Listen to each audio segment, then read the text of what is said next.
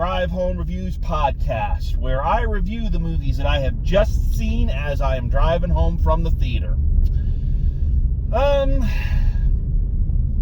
We live in a very pop culture dominated society, and we have for generations. This is not a new thing, but when so much of our lives are influenced by these outside forces, music, books, movies, television shows, we begin to become very attached to these creative forces, these people that we see that we have absolutely no actual knowledge of or personal interaction with, but because they are an omnipresent force in our lives, when those people leave, it can leave a massive hole and a huge impact on you. And I think it is one of the first real tests of us as we're growing up of how we handle it when some of these people depart. I can tell you right now, Jim Henson's death fucked me up as a kid. I had a harder time grasping Jim Henson's death than I did the death of my grandfather. That sounds so horrible to say, but I think everybody can say there's been some celebrity passing that has affected them in that way. You know, I know, I mean, obviously I wasn't there, but, you know, when Elvis passed, or when Michael Jackson died, or when John Lennon was shot. I mean, these were people that were larger than life. And so the idea that they could be taken just seemed ludicrous, and especially when we had always lived in a world where they had been, so influential. The idea of living in that world without them was and is sometimes very scary. But sometimes these losses are not these huge earth-shaking deaths that the whole world seems to mourn and seems to go on and on about for decades after. Sometimes there are losses that are sudden, and yet they are the ones that are felt probably more profoundly than some of the big shocking losses. And I bring this up because of all the celebrities that have passed away, of all the celebrities that, have gone on and who have left behind bodies of work that have been very, very influential to me, I think I can honestly say that there are very few of them that I actually still miss. And John Candy is one of those performers that I still miss to this day. And it's not to say that his passing wasn't shocking or that it didn't have a massive impact, but it's not one that gets talked about as much. It's not one, that gets revisited as much as some of the others that I've mentioned. And yet, especially for people of my age and my generation who grew up with John Candy being so present in our childhoods, And I'm sure anybody my age or close to my age who might be listening to this now, the minute I say John Candy, there are at least 2 or 3 names that just jump right to the front of your brain. Maybe it was Uncle Buck. Maybe it was Summer Rental. Maybe it was Cool Runnings. Maybe it was his cameo in Home Alone.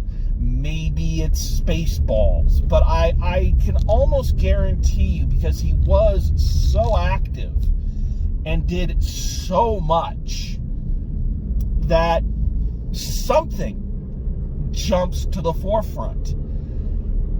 And I think what you'll find with most people of my generation, that is always connected with a happy memory. Very rarely, and I say rarely, I cannot think of an instance where I have spoken to anybody who remembers John Candy, or, was a fan of John Candy, who has any kind of negative emotion associated with the films or projects that he did. It's always, they left us feeling good. They made us happy. He touched us, Even someone like, again, one of my all-time heroes, Jim Henson. Yeah, there's a lot of good that comes there, but you also hear people go, oh man, the Dark Crystal scared the hell out of me. You do get some of those ones that have that do have a negative reaction. But I have never encountered anybody who, when they think of a John Candy movie, a performance, a story even about him, that it's not linked to an immediate endorphin rush and a feeling of contentment and happiness. And holy damn, what a legacy that is in and of itself. But one of the things about John Candy, and I think one of the reasons why people like me still miss him, and why seeing his films make us happy but also still make us a little sad, is because not only was his loss very sudden, at least to us, and not only was it just seemingly out of nowhere, which I know are the same things, but I work unscripted, but in the years and decades since, he is one of the rare people that it doesn't seem anyone has anything negative to say about him. That you never hear a story about how John Candy was a jackass on stage, or was a jerk to somebody in a restaurant, or, spoke ill to somebody. Every story that you hear about him as a man is always, he was the kindest, the sweetest, the most caring, the most understanding. You see these things float by on the internet about how he fought to make sure that the people working on his films, all of them, were taken care of. He got them hot food and hot coffee while filming in a cold Chicago neighborhood on Only the Lonely, to keep them warm and to help them. He apparently gave up his trailer on that film, on Only the Lonely, to Maureen O'Hara, because the studio did not opt to give her one. And he was outraged, because that's a Hollywood legend. She deserves a trailer, so he gave her his, and he sat out in the cold. You don't get confirmation of your heroes very often in life. It's a thing of don't put people up on a pedestal, because it's impossible for them to fall down, or not to fall down, I should say. But every now and then, rarely, every now and then there is a person that is as good as they seemed to be, and is or was as warm and loving as you always hoped or imagined they would be.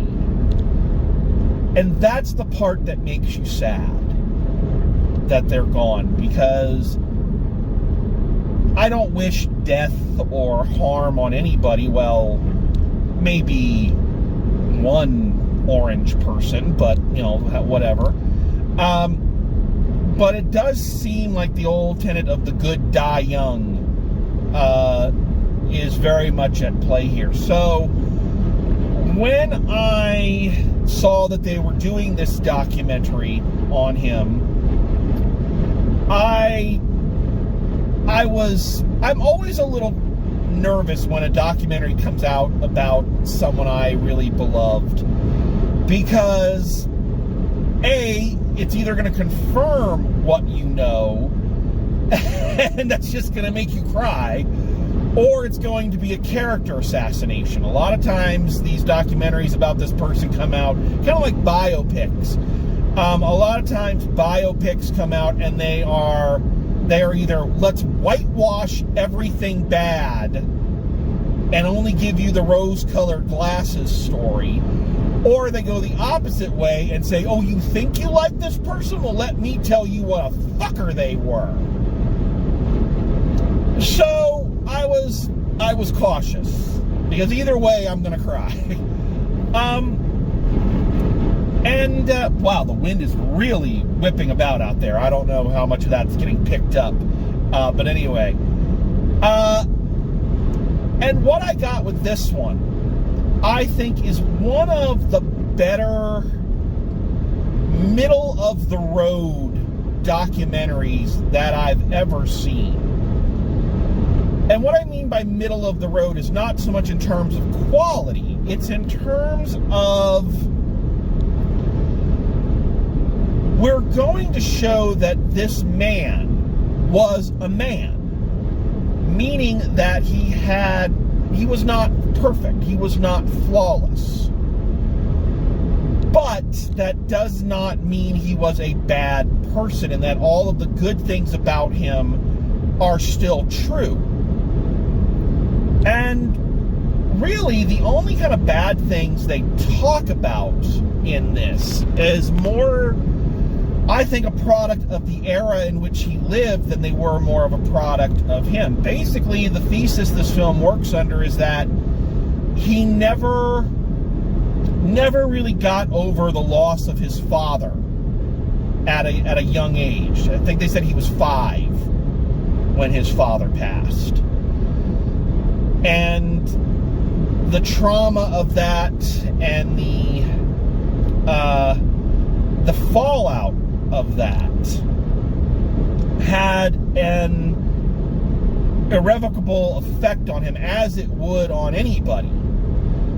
But I think the other issue is that, and they touch on this a little bit in the documentary, is that he lived in a time when it was not encouraged, or it wasn't even really available for a person to deal with those emotions, especially males. It was a belief of that time, you know, the 60s and the 70s, and that you swallowed it and you went on. You chin up and carry on, you know. And that's a mentality that has had horrible fallout for a lot of people, especially artistic people. I'm going back, and I know it's not the same thing, but I go back to the movie The Iron Claw and the Von Erich wrestling family story, and the question of if therapy existed or was as prominent as it is today and as socially acceptable as it is today, if treatment was as acceptable as it was today, And if they did not exist in a world, and I don't blame their father for this, because it's the world he grew up in, but if they'd grown up in a world that kind of said, hey, feeling this way is not normal, and, you know, it doesn't make you weak, it doesn't make you less of a man, it means there's an issue either with brain chemistry or everybody needs help dealing with emotions. You know, if that had been the case, would their story have ended differently for them? And I think this documentary does a nice job of showing that, yeah, he partied too much, he drank too much, he didn't take the care of himself that he probably should have. And that no doubt contributed to his death. But it also says that, you know, that was the way it was back then. But that, I think one of the best lines of the documentary, and I can't remember if Steve Martin or Eugene Levy said this, but I love this, and I think this is the best line. It's in the trailer, and I think it's the line that encapsulates the entirety of the documentary. They said that it's the face you put on the world that is the true measure of a person. And when I first heard it, I was upset because I thought that's a terrible message. You know, the idea of, you know, this face that you have to put on and mask your feelings, but that's not what they said. They didn't say it's the mask you put on for the world. It's the face you put on the world. The smiles and the good feelings and the good things that you do for people that measure who you are. And that, I think, encapsulates what this documentary really is, because it is a truly awe-inspiring thing that you get all of these people together. And make no mistakes, this is a massively impressive lineup of interviewers, not just John Candy's friends and family, which is amazing. You know, his daughter, his son, his wife, his friends, but the cavalcade of celebrities that are in this: Dan Aykroyd, Eugene Levy, Tom Hanks, Bill Murray, Catherine O'Hara, Macaulay Culkin, like, you know, the amount of people who are lining up to say, I knew this guy and he is still my friend and I still love him and I still miss him, is amazing. And what I like is that these are not, the people that they chose are not just people he worked with once. These are people who grew up with him. You know, he worked with Dan Aykroyd and Eugene Levy and Catherine O'Hara throughout Second City and Second City TV, and, you know, so they knew him. It wasn't just I worked with him once and he seemed like a nice guy. It was, no, they were actually friends. They saw the upsides and the downsides. And I give them credit that I think the only one who felt bad about saying anything negative was Catherine O'Hara. She definitely did not, you could tell she did not want to say anything that could even be minorly misconstrued as being negative. And the others were very forthcoming. But here's the thing. The worst thing that anybody said about him was Bill Murray told a story about them doing a staged reading, and in one scene during it, John Candy kind of went into business for himself and just started milking the scene for all the laughs he could get, and, you know, for once forgot about the other people on screen or on stage, and, you know, kind of became the John Candy show. And that's the worst thing anybody can say about him as a person, as a performer, as a co-worker. That's it. That an actor at one point did something that drew attention to them. You know, if I have to say, I wish that was the worst thing people could say about me. I know, not to get modeling here, but I know when it's my time to go, there will be more than enough people who would be more than happy to line up and tell you everything I did wrong and every shit thing I ever did. And make no mistake, I've done some shit things. You know, don't be under the impression that I'm saying I'm an angel. I'm saying that, you know, I wish to God that was the worst thing anybody could say about me. I really do. And may that truly be said of all of us, that if that's the worst thing people can come up with. But they were forthcoming about, you know, his partying, his drinking, the darkness, that the seemingly need to keep pushing forward and not stop, to almost work himself into oblivion, and the pressures that he suffered, and the things, you know, about his weight. And Hollywood is a very image-centered industry, and yes, for a big man, you know, look back at the history of Jackie Gleason, of Lou Costello, whom they compare him to, and I think those are great comparisons, to people like Chris Farley, you know, big guys, or even, you know, it's not just guys, Melissa McCarthy or Rebel Wilson. You know, if you're a big person, those are the jokes people want to see you in, or that's how Hollywood sees you as. Isn't it funny that this big person is doing this? And that the discomfort that caused him. So yeah, I think this is a good one that illustrates that this was a man, this was a person, not a bad person. And I think that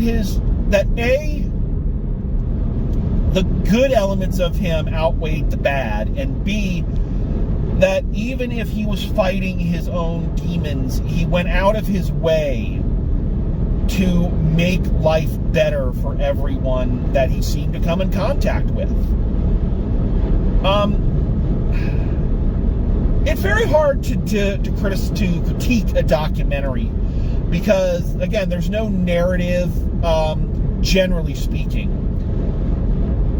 So it's hard to kind of come at it. So I guess, you know, one criteria would be, do you think it's a fair representation? I believe so. From everything I've heard and everything that's said here, I do believe this is a very fair and even-handed representation as to who he was and the impact that he had. I guess if I'm criticizing the documentary, the film itself, there are a couple things that I didn't really like. I did not like, we all know with a documentary like this that there is a ticking clock, right? We know that you're gonna have to cover his loss and the effect that had on people.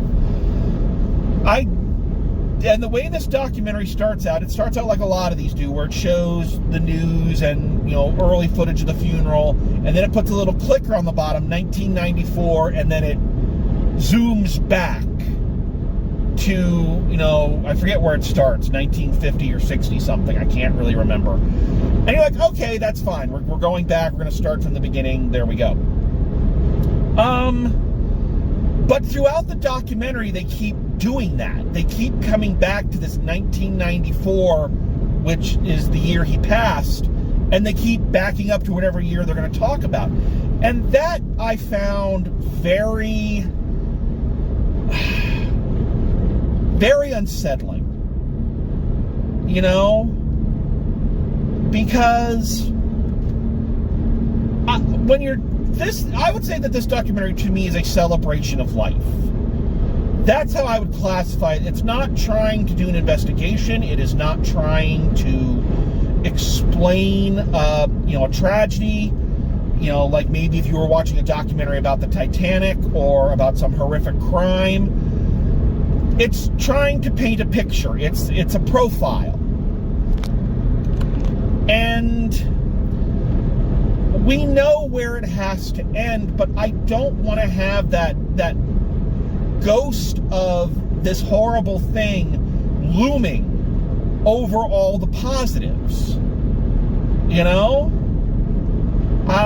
But this one kind of kept going back to that, and in these moments where you're feeling real joy at listening, or even feeling sorry for him, or feeling sad, then to have that come up and go, oh, well, you know, we're running out of time. Maybe they were trying to illustrate just how much of his life he squeezed into a very, very brief period of time. Maybe that's what they were going for.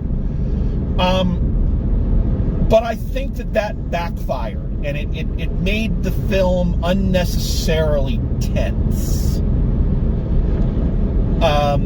To me. The only other thing I can say that I wish they had done, or maybe they tried and nobody wanted to, which I kind of find that hard to believe. Like I said, they did a great job gathering together all of these celebrities, these big names. But, to me, one of the hallmarks of John Candy, one of the things that I love watching John Candy movies is I love watching a John Candy movie where he interacts with kids. And because, again, this is another thing you heard, and Macaulay Culkin talked about how John Candy was so good with young actors, that he talked to them, he gave them respect, he worked with them. And I've heard stories throughout the years of that every young actor, or young at the time actor that he ever worked with, just adored him and looked at him like a father or a parental figure. Or just, this is one of the upsides to being a big person.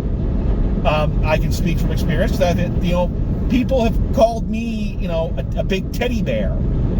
I think that's one of the upsides to being fat.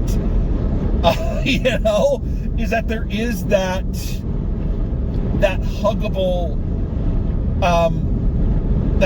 image. And when I see a John Candy movie, even ones that aren't regarded as well, like, for instance, Who's Harry Crumb is not that well regarded of a picture, and yeah, it doesn't really hold up, but it's a good movie for the moments that he spends with the young teenage girl in the film, and he has moments with her.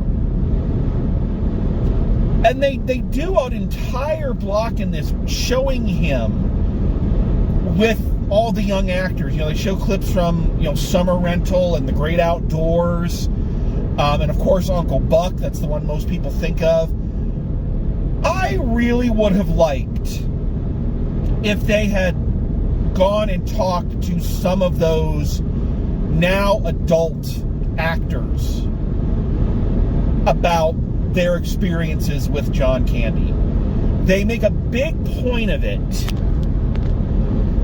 and the only person they really talk to is Macaulay Culkin. And I understand he was the most famous of them all, so I get why they did that. But I feel like I appreciate the star power they got for this, but I feel like I think they really were counting on the shine and the big, look how many big stars miss this guy. But one of the big points of this, one of the three main points, you can tell where I'm at in my speech class, of this is just how much everybody loved him, and how much, I don't want to say the common person, that sounds horrid, but how much these, not that he treated everybody equally, not just big stars, but cameramen and grips and, bartenders and restaurateurs. And it's like, those are some of the people you'd like to hear from. I'd love to hear from, some of these other not famous people, especially when one of your theses is that he was a good person to everybody. I want to hear from everybody. And I especially would have loved to have heard from some of, again, at the time, young talent that he worked on. Especially because, and this is a personal thing here, I remember I heard a story. It was on another documentary that was done after his passing, fairly recently, and I cannot remember who it was. It was either, I think it was the girl who played the teenager in Uncle Buck, I think. Or I don't know who it was. But one of the younger actresses that he worked with tells this beautiful story that during the filming she was going through a lot and she was having a lot of trouble, and he was always there to comfort her and to listen to her. And she said that at the end of the shoot, when the film wrapped, he came in with this huge teddy bear and gave it to her and said, "This is me." And of course, this is back in the time when social media was not a thing. You couldn't get a hold of somebody easily as you can now. But he said, this is me. And whenever you're sad, whenever you're feeling bad, whenever you're scared, hug this and know that I'm hugging you. And I just thought that was one of the most beautiful stories I'd ever heard. And I really wanted, I cannot remember which documentary it is. I cannot remember which actor it was. And it's something I want to hear and get confirmation that I actually heard it and didn't make it up. Because it is beautiful. And I think that is a true picture of him as a man. And that's something that I have always tried to aspire to, especially in a job where I work with a lot of kids. That's the kind of person you want to be. And yeah, I wish they would have branched out in their interviews a little bit more. But that all being true, I still think the documentary did everything it was supposed to do. And yes, I am not ashamed to admit that I wept openly at various parts of it. And yeah. And it's given me an idea for something I want to do going forward. I'm not going to talk about it now because it might be a year in the making. But I've never done this, but I am going to do it now. If you are listening to this on any platform where you can leave comments, I know I posted on YouTube. I know I posted on a lot of, podcast-friendly platforms. And I know some of them do allow comments. So I would like to know, what's your favorite John Candy movie? Which is your favorite? And I'll tell you mine. I have two right now. And it's hard to pick your favorite John Candy movie. It really is. I think the first one is Only the Lonely. And this was a rom-com he did with Maureen O'Hara. This is not a slapstick comedy. This is not this is a much, I think you would call it a dramedy. It mixes comedy and drama. And I think it showcases how good of an actor he really was and how much heart he put behind everything. The other one, which I think a lot of people will scoff at, because I know probably a lot of people will say Planes, Trains, and Automobiles or Uncle Buck, and those are good. But Delirious is actually one of my favorites, where he plays a soap opera writer who dreams that he is in the soap opera that he created, and he can write and control what's going to happen. I love that movie. They listed it in this documentary as one of his bombs and one of the movies that maybe he shouldn't have done. He did it as a favor. I don't care. I still think it's fucking hilarious. I really do. I think it's great. So yeah. I'm curious, what are some of your favorite John Candy movies? Please. I don't ask for people to comment a lot, but I will say it now. I'd love to know, what is your favorite John Candy movie? Because it might help me make some decisions about a project I want to work on in the coming year. So Okay, so I think that's everything I have to say about this one. So this one's on Amazon Prime. It more than makes up for what they did with War of the Worlds. And I highly recommend going and watching it. If you're a fan of John Candy, if you're just discovering John Candy, or you just need reassurance in this day and age that there are and were good people in the world, genuinely good people, this can maybe help you reestablish that link. You know, might help you go, hey, you know, maybe the world's not all bad. So I recommend it. Go check it out. Okay, so final grade for John Candy, I Like Me. I'm giving it an A. Solid. I think there's other things they could have done, and I think some of the framing devices, as I said, were unnerving and unpleasant. But the documentary as a whole is heartwarming. It's beautiful. It's life-affirming. It's the good feeling I wanted to have after watching Life of Chuck, but didn't. So if you need that boost, go check it out, and then go watch some John Candy movies, because nothing can make you smile quite like a John Candy movie. So there it is. That's my take on it.